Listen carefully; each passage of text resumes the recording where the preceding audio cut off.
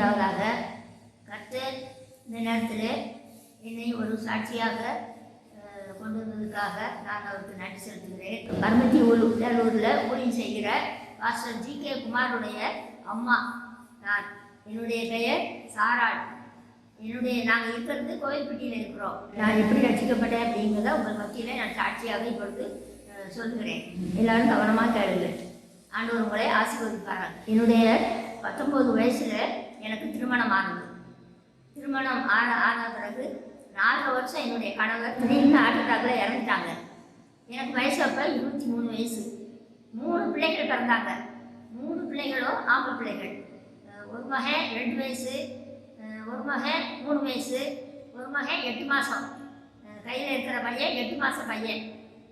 3 பையன்களையும் 3 பையன்கள் பிறந்தாங்க. என்னுடைய கணவர் திடீர்னு இறந்துட்டாங்க. அதுக்கு முன்னால் என்னுடைய கணவர் என்னை 2வது மனைவியாக கல்யாணம் பண்ணியிருந்தாங்க. 3 பிள்ளைகளை விட்டு எங்கள் மூத்த மனைவி இறந்துட்டாங்க. அதுக்கப்புறம் என்ன 2வது மனைவியாக கல்யாணம் பண்ணியிருந்தாங்க. அவங்களுக்கு 3 பிள்ளைங்க. இந்த 6 பிள்ளைகளையும் நம்ம எப்படி வளர்ப்போம்?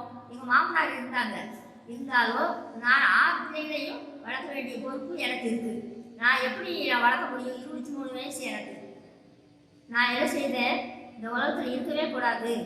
நாங்கள் ஒரு இந்து குடும்பத்தில் இருந்தோம். விக்கிரக வளர்க்க செய்து கொண்டிருந்தோம். விக்கிரக வளர்க்கத்துக்கு அடிமையாக இருந்தோம். கார்த்திகை மாதம்னா எங்கள் குலதெய்வம் கோயிலுக்கு எல்லாரும் போவோம். குலதெய்வம் கோயில் அந்த கார்த்திகை மாதம் நாங்கள் அவ்வளோ பக்தி வைராக்கியமாக இருந்தோம். வீட்டில் சாமி கும்பிட எல்லாத்துலேயும் பக்தி வைராக்கியமாக இருந்தோம். மார்கழி மாதம்னா அதிகாலையில் 4 மணிக்கு அந்த ஆலயத்துக்கு போவோம். விக்கிரக ஆலயத்துக்கு போய் காலையில் போய் பச்சை தண்ணியில் குளிச்சுட்டு போய் சாமி கும்பிட்டு வருவோம். அப்படியாக நாங்கள் இருந்தோம். எங்கள் மாமனார் இந்து கோயிலில் தர்மகர்த்தாவாக இருந்தாங்க.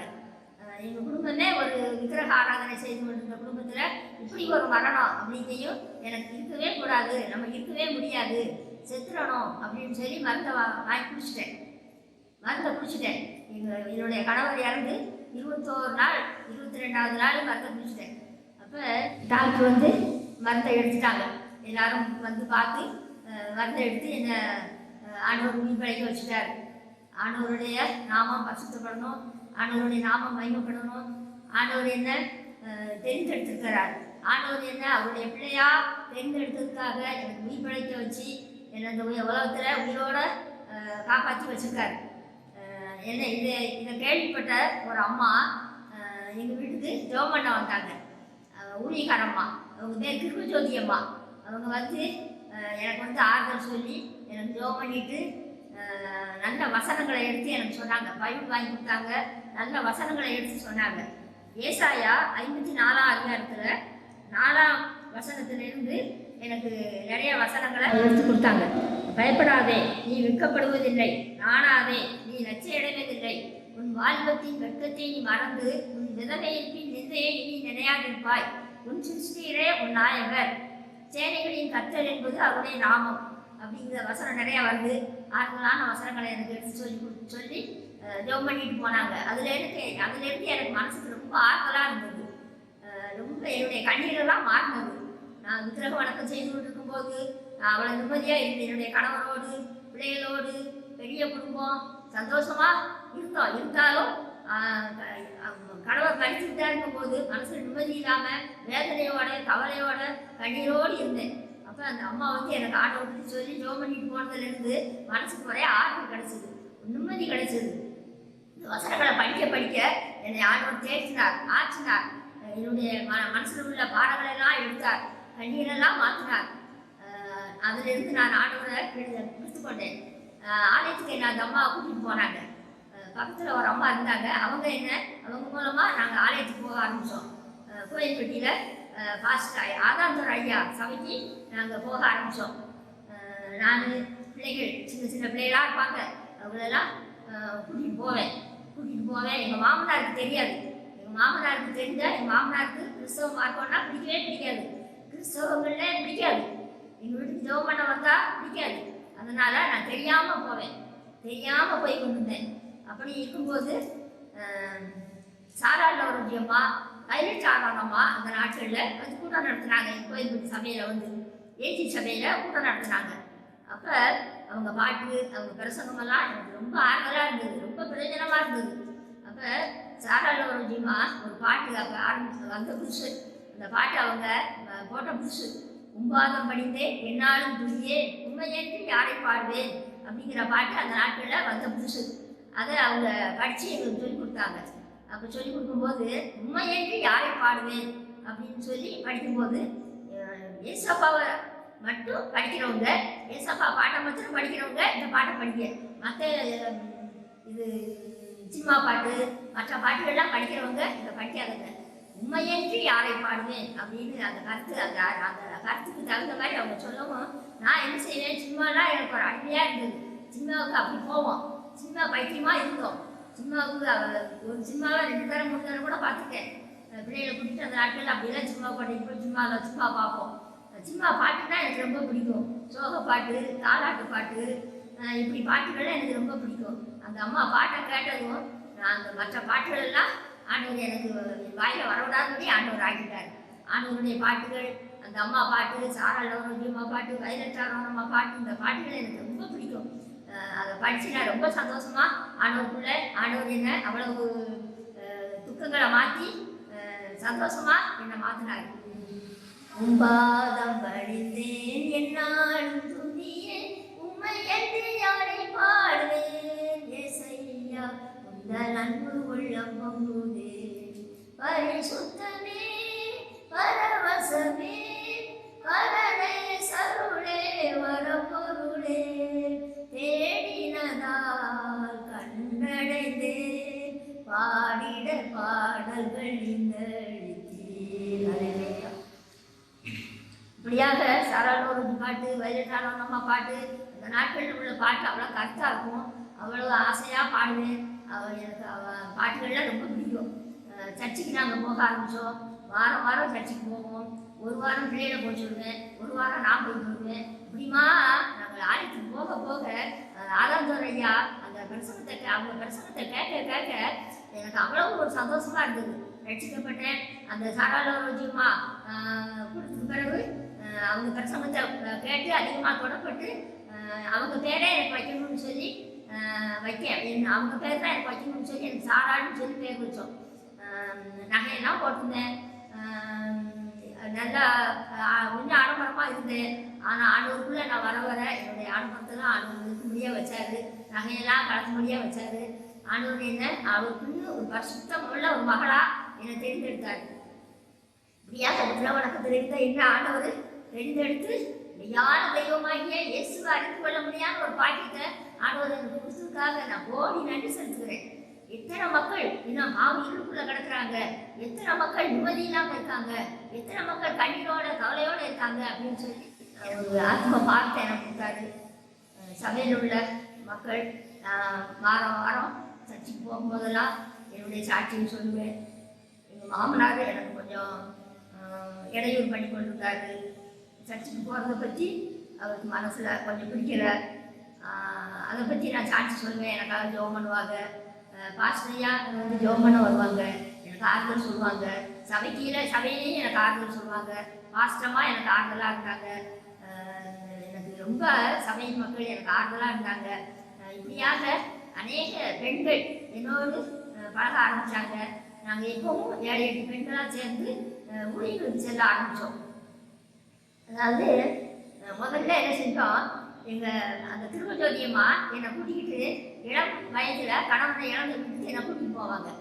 திடீர்னு இப்படி யாராவது இறந்துட்டாங்கன்னா அவங்க வீட்டுக்கு ஒரு மாதம் கழித்து என்னை கூட்டிகிட்டு போவாங்க. அவங்களுக்கு போய் ஆண்டவருடைய அன்பை பற்றி சொல்லுவோம். அவங்க ஆண்டவரை ஏற்றுக்கொண்டு அவங்களுக்கு ஒரு சந்தோஷம் வரணும் அப்படின்னு சொல்லி நாங்கள் போய் சொல்ல போவோம். அவங்க ஏற்றுக்கொள்வாங்க. ஏற்றுக்கொள்ளாட்டாலும் சர்ச்சுக்கு வர முடியாட்டாலும் நாங்கள் வீட்டில் நினைக்கிறோமா அப்படின்னு சொல்லி வீட்டு சூழ்நிலைகள் அப்படி இருக்கும். அதனால் சர்ச்சுக்கு வர முடியாத சூழ்நிலையாக இருந்தாலும் நாங்கள் வீட்டில் ஜெபிக்கிறோம், வீட்டில் நாங்கள் நினைச்சுக்கிறோம் அப்படிம்பாங்க. அப்படியாக அநேக விதவை பெண்களை ஆதாயப்படுத்த முடியாத திருமையை எங்களுக்கு கொடுத்தாரு. என்னுடைய மகனுக்கு 8 மாதம் பையன். அவனை இடுப்புல தூக்கிட்டு சாட்சி சொல்லும் போது நானும் கூட போவேன். அந்த அம்மா என்னை கூட்டிகிட்டு போவாங்க. பல இடங்களுக்கு கூட்டிகிட்டு போயிருக்காங்க. அப்படியாக நாங்கள் அந்த ஆண்டவருடைய ஊழியத்தை செய்தேன். நிறைய அந்த நாட்களில் நிறைய விதவை பெண்கள் ரட்சிக்கப்பட்டு சபைக்கு வந்தாங்க. எந்த வீடு இருந்தாலும் நாங்கள் தைரியமாக போவோம், ஜெபம் பண்ணிட்டு தைரியமாக போவோம். எந்த எதிர்ப்பும் இராது. ஆண்டவர் எங்களை அந்த அம்மா அந்த வீடுகளில் எங்களை அன்போடு எங்களை வரவேற்று நல்லா நாங்கள் சொல்கிறத அன்பாக கேட்பாங்க. அப்படியாக அநேக பெண்கள் ரட்சிக்கப்பட்டாங்க அந்த நாட்களில். இப்படியாக ஆண்டவருடைய ஊழியத்தை செய்ய ஆண்டவர் திரும்ப செய்தார். அதுக்கப்புறம் அந்த அம்மா மறைச்சிட்டாங்க, வயசாகிடுச்சு, அந்த அம்மாவுக்கு மறைச்சிட்டாங்க. அதுக்கப்புறம் நாங்கள் என்ன செஞ்சோம், கிராமங்களில் போய் எத்தனை மக்கள் அறியாமல் இருக்காங்க, படிப்படியாமல் இருக்காங்க, அவங்களுக்கு நம்ம சொல்லணும் அப்படின்னு சொல்லி ஒரு வார்த்தை ஆண்டவர் கொடுத்தாரு. அதுக்கப்புறம் என்ன செஞ்சேன், கிராமங்களுக்கு போவோம். 4-5 பெண்கள் சேர்ந்து இப்படியாக கிராமங்களுக்கு கோயில்பட்டி சுற்றியில் இருக்கிற கிராமங்களுக்கு கால்நடையாக நடந்து போவோம். அந்த நாட்களெல்லாம் பஸ் கிடையாது. நான் சொல்கிறது இப்போ 52-53 வருஷத்துக்கு முன்னால் உள்ள சம்பவம். அப்போலாம் பஸ் கிடையாது, நடந்தே போவோம். ஒரு வாரத்தில் ஒரு நாள் போய் நாங்கள் அப்படி போய் ஊழியம் செய்வோம். சாப்பாடு எடுத்துகிட்டு போவோம். பிள்ளைகளெல்லாம் பள்ளிக்கு தள்ளிக்கிட்டு போவோம். பள்ளிக்கூடம் போயிட்டு சாயந்தரம் வரோம்னா நாங்கள் வந்துடுவோம் வீட்டுக்கு. அப்படியாக நிறைய பெண்கள் எங்களை வார்த்தைகளை கேட்பாங்க. மத்தியானம் வரைக்கும் நாங்கள் கைப்பற்றி கொடுத்து சொல்லுவோம். கிராமங்களில் மத்தியானம் யார் வீட்டிலையாவது ஒரு வீட்டில் இருந்து சாப்பிட்டுட்டு ஜெபம் பண்ணிட்டு மறுபடியும் கொஞ்சம் நேரம் இயேசுவை பற்றி சொல்லிட்டு நாங்கள் கிளம்பி வந்துடுவோம். அப்படியாக நாங்கள் ஊழியங்களை செய்தோம். கிராமங்களில் வயல்களில் வேலை பார்ப்பாங்க, தோட்டத்துகளில் வேலை பார்க்குறவங்க, அவங்களுக்கெல்லாம் ஆண்டவரை பற்றி சொல்லணும் அப்படிங்கிற ஒரு பாடம் எங்களுக்கு வந்தது.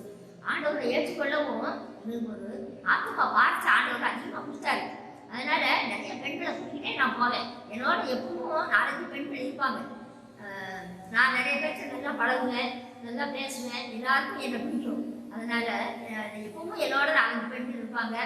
இன்னைக்கு இந்த ஊருக்கு போவோம், அடுத்த வாரம் அந்த ஊருக்கு போவோம் சொல்லி ஜெபம் பண்ணுவோம். ஜெபம் பண்ணி இப்படியாக கிராம ஊழியர்களை செய்தோம். கிராமங்கள் நாங்கள் போகாத கிராமங்களே கிடையாது. அப்படியாக அந்த நாட்களில் ஆண்டவர் ஊழியர்களை செய்ய எங்களை வச்சார். எங்கள் மாமனார் ஒரு 5 வருஷம் இருந்தார். அதுக்கப்புறம் இறந்து போயிட்டார். நாங்கள் ஊழியர்களை செய்தோம். சபைகளில் சாட்சி சொல்ல கூப்பிட்டாங்க. நிறைய சபைகளில் போய் சாட்சி சொல்லியிருக்கேன். நான் இருந்து ரட்சிக்கப்பட்டதுனால என்னுடைய சாட்சியை எல்லாரும் விரும்புவாங்க. சபையில் உள்ள பாஸ்டர் நீங்கள் வந்து சாட்சி சொல்லுவாங்க அப்படின்னு கூப்பிடுவாங்க. அப்படியாக போய் சாட்சி சொல்லியிருக்கேன். அதுக்கப்புறம் ஆபிரகாம் ராஜமண்டி ஐயான்னு சொல்லி மதுரையில் முனியரவு ஜெபம் முகாம் நடத்துகிறவர். முனியரவு ஜெபம் எங்கெங்கெல்லாம் நடக்கும் அங்கெல்லாம் அங்கே உள்ள மக்களெல்லாம் கூட்டி சேர்த்து ஜனவரி மாதமும் ஆகஸ்ட் மாதமும் முகாம் வைப்பார். 2 நாள் முகாம் வைப்பார். தேசத்துக்காக ஜெபிக்கிற முகாம். எங்கேயெல்லாம் வச்சாரு பாருங்க. டெல்லியில் வச்சார், கல்கத்தாவில் வச்சார், காசியில், பாம்பேயில், அந்தமான், கோவா, பெங்களூர், மைசூர், குருவாயூர், மங்களூர், பாலக்காடு, ஊட்டி, குன்னூர், கோத்தகிரி, இன்னும் அநேக ஊர்கள். நான் எல்லாத்தையும் சொல்ல நான் இப்போ நேரம் இல்லை. அதனால் இந்த ஊர்களுக்கெல்லாம் எங்களை டிக்கெட் எடுத்து கூட்டிகிட்டு போவாங்க. டிக்கெட் புக் பண்ணி அவங்களோட நானும் சேர்ந்து போயிருக்கேன். மதுரையிலேருந்து அவங்க மதுரையில் இருக்காங்க. டிக்கெட் புக் பண்ணி எங்களை எல்லாம் கூட்டிகிட்டு போவாங்க. நிறைய பேர் நாங்கள் அவங்களோட போயிருக்கோம். கோயில்பட்டியிலிருந்து நிறைய பெண்கள் அவங்களோட போயிருக்கோம். போய் அந்த முகாம்கள் எல்லாம் கலந்து கொள்ள அங்கே போய் ஊழியம் செய்ய 2 நாள் முகாம், வேறு 2 நாள் ஊழியம் அப்படி செய்துட்டு நாங்கள் வருவோம். பிள்ளைகளெல்லாம் பார்த்துக்கிறதுக்கு எங்கள் அம்மாவை கொண்டு வச்சுட்டு, எங்கள் அம்மா இருக்காங்க, எங்கள் அம்மாவை வீட்டில் கொண்டு வச்சுட்டு நான் போவேன். அது எனக்கு சந்தோஷமாக இருக்கும். அந்த முகாம்களில் போய் பங்கு பெறும், தேசத்துக்காக ஜெபிக்கிறது, தேசத்துக்கு நம்ம ஆசீர்வாதமாக இருக்கணும், நம்ம ரட்சிக்கப்பட்டால் மாத்திரம் போதாது, நம்ம தேசம் ரட்சிக்கப்படணும் அப்படின்னு சொல்லி தேசத்தை கொடுத்த ஒரு பாரம், கிராமங்களை கொடுத்த பாரம், ஆத்மாக்களை கொடுத்த பாரம், தேசங்களை கொடுத்த பாரம். இப்படியாக ஆண்டவர் என்னை பல விதத்துலையும் எனக்கு நிறுத்தி எனக்கு அந்த பாரத்தை கொடுத்ததுனால நான் இப்படியாக நான் கடந்து போய் அந்த கூட்டங்கள்லாம் அந்த முகாம்களெல்லாம் கலந்து கொள்ள ஜெபிக்க ஆண்டவர் திரும்ப கொடுத்தாரு. அதுக்கப்புறம் நாங்கள் என்ன செஞ்சோன்னு பாருங்க, என்னுடைய பிள்ளைகளை வளர்க்குறதுக்கு எங்களுக்கு வருமானம் வந்து எங்களுக்கு ரொம்ப நாங்கள் வசதி உள்ளவன்னு சொல்ல முடியாது. ஏதோ கொஞ்சம் சொத்து, அது வருமானம் இல்லாத சொத்து, அதை வச்சு நாங்கள் என்ன செய்ய முடியும் அப்படின்னு சொல்லி தீப்பெட்டி வேலை பார்த்தா கொஞ்சம் செலவுகளை சமாளித்தோம். தீப்பெட்டி ஓட்டுவோம். இப்படியாக நாங்கள் செலவுக்கு கஷ்டப்பட்டு நாங்கள் கொஞ்சம் கஷ்டப்பட்டு தான் நாங்கள் வாழ்க்கையில் முன்னேறினோம். எங்கள் பிள்ளைகளும் அதே மாதிரி வேலை பார்ப்பாங்க. பள்ளிக்கூடம் ரொம்ப படிக்க வைக்க முடியல, 10 படித்தாங்க. அதுக்கப்புறம் கடைக்கு போனாங்க, அப்படியாக இருந்தாங்க. அதுக்கப்புறம் நான் என்ன செய்வேன்னு பார்த்தீங்க, தீப்பெட்டி ஓட்டுறது வந்து ரொம்ப கிடைக்காது. அதனால் என்ன செய்ய, ஏதாவது வியாபாரம் பார்க்கணும் அப்படின்னு சொல்லி எனக்குள்ள ஒரு பிரயாசம் வந்தது. அப்போ நான் என்ன செய்வேன், என்ன வியாபாரம்னாலும் பார்க்கணும் அப்படின்னு சொல்லி எங்கள் சர்ச்சில் உள்ள மக்கள் நல்லா பழகுவாங்களா, அவங்க வீட்டுகளுக்கு தெரிஞ்ச வீட்டுகளுக்கு போய் விளக்கமாறு வாங்கிட்டு வந்து வியாபாரம் பார்த்தேன். எல்லாரும் நல்லா இருக்கு, எனக்கு கொடுங்க அவ்வளோ கொடுங்கன்னு வாங்குவாங்க. அதில் காசு அந்த காசை வச்சு வீட்டுக்கு செலவழிக்க சோப்பு வியாபாரம் பார்த்தேன். இப்படியாக பிள்ளைகளை எப்படியாவது கஷ்டப்பட்டு பிள்ளைகளை வளர்த்தேன்.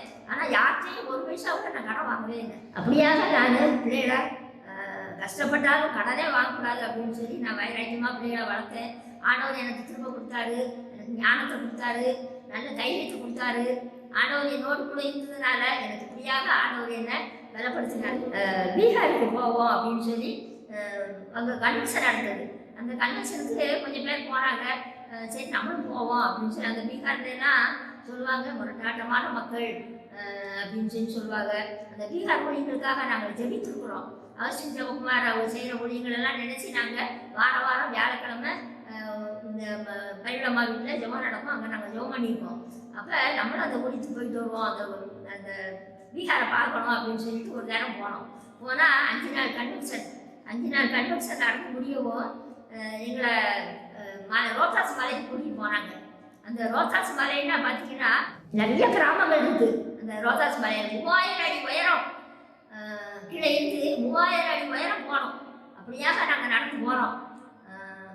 ஏற முடியாதவங்களாம் போகாதுங்கன்னாங்க. நாங்கள் அப்போ தைரியமாக இருந்ததுனால ஏறி இல்லை அங்கெல்லாம் என்ன கொண்டு போனோம் அப்படின்னு சொல்லும்போது தீவனம் இருந்தால் கொண்டு வாங்க, துணிமணி இருந்தால் கொண்டு வாங்க, சாப்பாடு வசதி கிடையாது, மண்ணெண்ணெய் கிடையாது, கரண்ட் கிடையாது. அதனால் நீங்கள் இங்கேருந்து தீப்பெட்டி குச்சியோ இப்படியெல்லாம் கொண்டு வரலாம் அப்படின்னு சொல்லவும் மலையில் கொண்டு போய் அந்த மக்களுக்கு தீக்குச்சி, தீப்பெட்டி, தீமண்டம், துணிமணி ஆண்டவர் அப்படிப்பட்ட இடத்துலாம் போய் பார்க்க முடியாது ஆண்டவர் திரும்ப செய்தார்.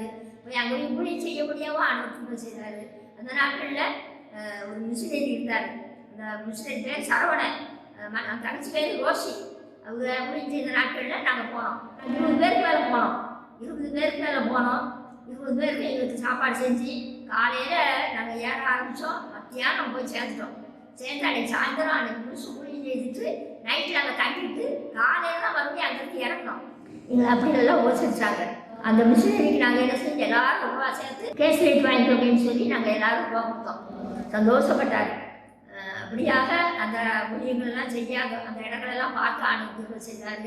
அதுக்கப்புறம் நாங்கள் என்ன செஞ்சோம், வருஷம் நாங்கள் கூட்டம் வைப்பாங்க, அந்த கன்வென்ஷன் வைப்பாங்க, அதுக்கு போனோம். பிறகு அந்த கன்வென்ஷன் நிப்பாட்டிட்டாங்க. பிறகு அதுக்கப்புறம் என்ன செஞ்சோம், நாங்கள் இனிமேல் எங்கே அங்கே போக முடியும் அப்படின்னு நினச்சோம். அந்த அம்மா சொல்லுவாங்க, அவசியகுமார் மனைவி செம்ஸ் மூலமாக அந்த இடங்களை பார்க்க நாங்கள் திரும்ப போனோம்.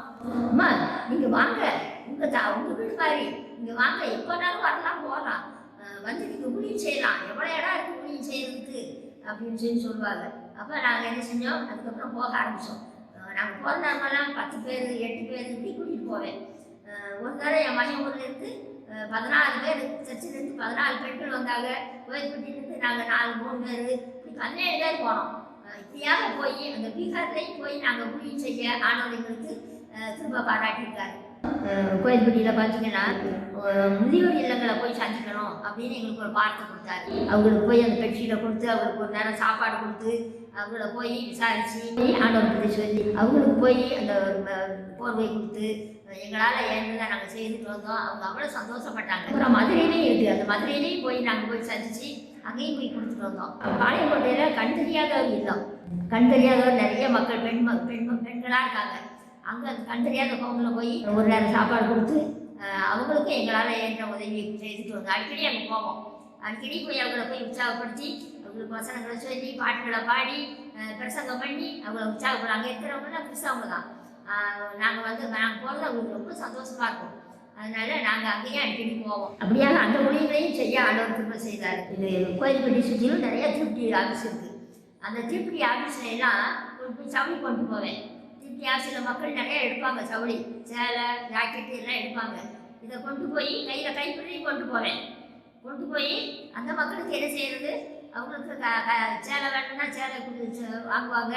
அதுக்கப்புறம் கைப்பிடியும் கொடுத்து அவங்களுக்கு ஊழியம் செய்வோம். கொஞ்சம் பண்டங்களும் வாங்கிட்டு போவேன். சேவு, பட்டாணிக்கல்ல, உப்பு கடலை அப்படி கொஞ்சம் வாங்கிட்டு போவேன். ஏன்னா மத்தியான நேரம் போவோம். நேரம் தான் அவங்க நல்லா ஃப்ரீயாக இருப்பாங்க. காலையில எல்லாம் வீட்டில் சமையல் பண்ணிட்டு வர்றதே கொஞ்சம் பிஞ்சு தான் வருவாங்க. அதனால் நம்ம சொல்கிறத கேட்பாங்கன்னா மத்தியான நேரம் போனால் தான் எல்லோரும் ஃப்ரீயாக இருப்பாங்க. அந்த டிபிஎஸ் ஓனர்கள் எங்களை யாருமே எதுவுமே சொல்ல மாட்டாங்க. அவங்க நல்லது தானே செய்கிறாங்க, அவங்க தூக்கம் வர்ற நேரம் வந்து அவங்கள உற்சாகப்படுத்தி இது ஊழியம் செய்கிறாங்க, பாட்டு பாடுறாங்க, ஆண்டவர் பற்றி சொல்லுறாங்க, அது நல்லது தான் அப்படின்னு சொல்லி சந்தோஷப்படுவார் அந்த ஓனர்லாம். அதனால் மத்தியான நேரம் போவோம், போய் பாட்டு பாடுவோம். ஆண்டவருடைய அன்பை அவ்வளோ அருமையாக கேட்பாங்க. இல்லாத உலகத்திலே வாழும் மனிதனே, உன்மேல் அன்பு வைத்த தெய்வத்தை மறந்து எங்கே போகிறாய், நீ எங்கே போகிறாய். இப்படியாக பாட்ட படிக்குமா அவங்க ஆசையாக கேட்பாங்க. எவ்வளோ அருமையாக பாடுறாங்க, எவ்வளோ ராகமாக பாடுறாங்க, எவ்வளோ கரெக்டாக இருக்குது அப்படின்னு சொல்லி கேட்பாங்க. கேட்டுக்கிட்டே வேலை பார்த்துக்கிட்டே கேட்பாங்க. ஆனால் தூக்கமெல்லாம் போயிடும். பாட்டை கொடுக்குமா சந்தோஷமாக வாங்குவாங்க. ஆண்டவரை அவ்வளோ அருமையாக ஆண்டவரை கேட்பாங்க, ஆண்டவரை ஏற்றுக்கொள்வாங்க. இப்படியாக அவங்க வீட்டில் என்ன பிரச்சனையோ அதை சொல்லுவாங்க. அதை நாங்கள் ஜெபம் குறிப்பாக நாங்கள் வாங்கிட்டு வந்து வீட்டில் ஜெபம் பண்ணுவோம். எங்கள் வீட்டில் வெள்ளிக்கிழமை ஜெபம் நடக்கும், செவ்வாய்க்கிழமை ஜெபம் நடந்தது. இப்படியாக நாங்கள் ஜெபம் பண்ணுவோம். ஒரு 10 பேர் 8 பேர் சேர்ந்து எப்பவும் ஜெபம் நடக்கும். அதனால் அந்த ஜெபத்தில் வச்சு நாங்கள் எல்லா மக்களுக்காகவே நாங்கள் ஜெபம் பண்ணுவோம். நாங்கள் செய்த ஊழியம் செய்த இடங்களெல்லாம் போய் சந்தித்த மக்களெல்லாம் நாங்கள் சொல்லி ஜெபம் பண்ணுவோம். ஆண்டவர் இப்படியாக இந்த ஊழியங்களை தேவன் ஆசீர்வதிக்கிறார். சாராள் அம்மா என நாங்கள் அன்போடு அழைக்கும் அருமையான தாயார் 2005ஆம் ஆண்டு முதல் முறையாக பீகாரின் பணித்தலங்களை பார்க்க வந்தார்கள். ஒவ்வொரு முறை வரும்பொழுதும் தன்னோடு கூட குறைந்தது 10 பெண்களை அழைத்து வருவது அவருடைய வழக்கம். எப்பொழுது வந்தாலும் மிஷனரிகளோடு 10 நாட்கள் தங்கியிருந்து அவர்கள் பணித்தலங்களை பார்வையிட்டு அவர்கள் எங்களை உற்சாகப்படுத்துவதும் வழக்கம். தங்களுக்கு வேலை கிடைத்தாலும் கூட பீகாரை போன்ற இடங்களுக்கு வந்து வேலை பார்ப்பதற்கு அஞ்சும் ஜனங்களின் மத்தியிலே இதுவரைக்கும் அருமையான தாயார் 13 முறைகள் எங்களை வந்து அவர்கள் பார்வையிட்டிருக்கிறார்கள். தொழுநோயாளிகளின் மத்தியிலே, விபச்சார தொழிலை மாத்திரம் நம்பி வாழுகிற ஜனங்களின் மத்தியிலே, போலியோ பிள்ளைகளின் மத்தியிலே, ஜெயில் கைதிகளுக்கு மத்தியிலே என்று பல நிலைகளிலே வாழும் ஜனங்களின் மத்தியிலே அவர்கள் வந்து பணி செய்ததை எங்களால் மறக்க முடியாது. அவர்கள் அப்படிப்பட்ட ஜனங்களுக்கு பணி செய்தது மாத்திரமல்ல, அப்படிப்பட்ட பணிகளிலே ஈடுபடுகிற எங்களை போன்ற மிஷனரிகளை அவர்கள் ஜெபத்தினாலும் அநேக விதமான உதவிகளினாலும் அன்போடு தாங்கி வருவதை குறித்து நான் ஆண்டவருக்குள் மகிழ்ச்சி அடைகிறேன். இப்படிப்பட்ட பாரம் நிறைந்த அவருடைய பணிகள் இன்னும் சிறந்து விளங்கும்படியாக நாங்கள் ஜெபிக்கிற அதே வேளையில் இந்த காணொளியின் மூலமாக அவர்களை குறித்து அறிந்து கொள்ளுகிற ஒவ்வொருவருக்குள்ளும் இப்படிப்பட்ட மிஷனரி தாகம் பெருகும்படியாகவும் நாங்கள் ஜெபிக்கிறோம். ஆண்டவர் உங்களை ஆசீர்வதிப்பாரா. அருமையான சுரேஷ் பிரதர் அவர்களுக்கு மனமார்ந்த நன்றியை தெரிவித்துக் கொள்கிறேன். கர்த்தர் உங்களை ஆசீர்வதிப்பாரா. அன்பான சகோதரர்களே, அன்பான சகோதரிகளே, ஒரே ஒரு வாழ்க்கை தான் அந்த உலகத்தில். நம்ம பிறந்தது ஒரே கடவுள் தான் பிறக்கிறோம். உலகத்தார் சொல்றது போல எத்தனையோ பிறப்பு அப்படின்னு சொல்றதெல்லாம் கிடையாது. ஒரே தரம் தான் பிறக்கிறோம், பிறகு நம்ம மறிக்கிறோம். என்ன ஒன்று கொண்டு வந்ததும் இல்லை, இதுக்கு ஒன்று கொண்டு போகிறதும் இல்லை.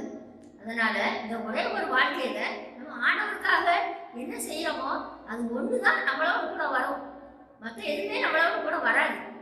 நீங்கள் ஆண்டவருக்காக ஆண்டவருடைய பிள்ளைகளாக இருந்தால் உங்களால் முடிஞ்ச மட்டும் ஊழியம் செய்யுங்க. ஆண்டவர் உங்கள் ஊழியர்களை ஆசீர்வதிப்பார். உங்களை பரலோகத்தில் நிறைய பிரதிபலன் கிடைக்கும். ஆண்டவரை உங்களை ஆசீர்வதிப்பார். உங்களுக்காக நான் ஜெபிக்கிறேன். ஆண்டவர் உங்கள் ஊழியர்களை ஆசீர்வதிப்பார். ஆண்டவரே உங்கள் நன்றியோடு துதிக்கிறோம் ஐயா. தகப்பனே துதிக்கிறோம். ஆண்டவரே துதிக்கிறோம். இந்த சாட்சியை கேட்ட மக்களை ஆசீர்வதிங்கப்பா, குடும்பங்களை ஆசீர்வதிங்கப்பா. அவங்களும் இந்த ஊழியர்களை செய்யறதுக்கு அவங்களை உற்சாகப்படுத்துங்கப்பா. நன்றி ஆண்டவரே. இந்த கனமான ஊழியப்பா ஆண்டவரே, இது கனமான ஊழியப்பா ஆண்டவரே. அப்பா நீங்கள் ஆசீர்வதிங்க. இந்த ஊழியர்களை செய்யறதுக்கு உங்கள் பிள்ளைகளை உற்சாகப்படுத்துங்க. நீங்கள் அந்த குடும்பங்களை ஆசீர்வதிங்க. என்னென்ன தேவைகளோடு உங்கள் பிள்ளைகள் இருக்கிறார்களோ அந்த தேவைகளெல்லாம் நீங்கள் தந்து வழிநடத்துங்க. ஆண்டவரே நீங்கள் உதவி செய்யுங்க, பாதுகாத்துக்கோங்க. ஆண்டவரே உங்கள் கர்த்தரை ஒப்பு கொடுக்குறோம், நீங்கள் வழிநடத்துங்க. இயேசுவின் நாமத்தில் பிதாவே, ஆமென். என்னுடைய சாட்சியை கேட்டுக்கொண்டிருக்கிற அருமையான பிள்ளைகளே, நான் இந்த உலகத்தை விட்டு செத்துறணும் அப்படின்னு சொல்லி நினைச்ச என்ன ஆண்டவர் தெரிந்தெடுத்து இவ்வளவு காலம் வரைக்கும் உயிரோட வைத்து 23 வயசுல என்னுடைய கணவர் இருந்தார். இப்போ எனக்கு வயசு 76 ஆகுது. 53 வருஷமா அருமையாக பாதுகாத்து ஒரு குறையும் இல்லாமல் என்னுடைய பிள்ளைகளையும் ஆசீர்வதித்து இன்னைக்கு 2 மகன் ஊழியத்தில் இருக்காங்க. 2 மகன், ஒரு மகன் பரமத்தி வேலூரில், ஒரு மகன் மதுரையில் ஊழியம் செய்கிறாங்க. எல்லா குடும்பங்களையும் தேவன் ஆசீர்வதிச்சு வச்சிருக்காரு. எல்லா 6 பிள்ளைகளுக்கும் நல்ல மருமகமார்கள் ஆண்டவர் கொடுத்தாரு. நல்ல மருமகமாரை கொடுத்து நல்ல திருமணம் நடக்க பிள்ளைகளோட வேற பேச்சுகளோடு இருக்க ஆண்டவர் திரும்ப செய்திருக்காரு. பூட்டுறதெல்லாம் பார்க்கறதுக்கு ஆண்டவர் என்னை திரும்ப செய்திருக்காரு. பாருங்க எவ்வளோ அருமையாக ஆண்டவர் நடத்தி வச்சிருக்காரு பாருங்க. என்ன அதே போல உங்களையும் நடத்துவார். நீங்களும் யாரும் இல்லையே, நமக்கு யார் இருக்கா அப்படின்னு சொல்லி நீங்கள் கவலைப்படாதீங்க. இயேசு இருக்கார் உயிரோடு. இயேசப்பா உயிரோடு இருக்கார். இந்த உலகத்தை வானத்தையும் பூமியும் படைத்த இயேசு உயிரோடு இருக்கார். என்ன அதனால அவர் உங்களை கைவிடவே மாட்டார். நமக்காக அந்த உலகத்தில் வந்து எத்தனையோ பாடு அனுபவித்து எத்தனையோ பாடுபட்டு நமக்காக ஜீவனையே கொடுத்து நம்மளை நேசித்து நமக்காக ஜீவனையே கொடுத்துருக்காரு. அதனால அவர் நம்மளை கைவிடவே மாட்டார். அவர் நமக்காக இந்த உலகத்தில் மறுபடியும் உயிரோடு எழுப்பி உயிர் உள்ளவராக இருக்கார். இன்னைக்கு உயிர் உள்ளவராக இருக்கார். அவரை நம்மளை அவர் கைவிடவே மாட்டார், வெட்கப்படுத்தவே மாட்டார். அவர் உயர்த்துவார். கர்த்தர் உங்களை ஆசீர்வதிப்பார். தாய் தன் சேயை மறந்து விட்டாலும் மறவேன் உன்னை என்றதாலே சோத்திரம். தாய் தன் சேயை மறந்து விட்டாலும் மறவேன் உன்னை என்றதாலே சோத்திரம். வரைந்தீரன்றோ உம் உள்ளங்கையில் வல்லவா எந்தன் புகலிடமே. என்னை மறவாயே சுனாதா உன்